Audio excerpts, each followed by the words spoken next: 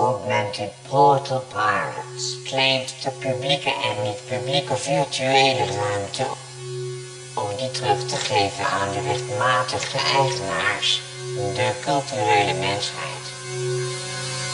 APP zal een kettingreactie van tot nu toe ongekende individuele en gezamenlijke expressiviteit in gang brengen. Zich niet neerleggen bij de geldende conventies daar waar het gebruik van de virtuele publieke en niet-publieke ruimte betreft.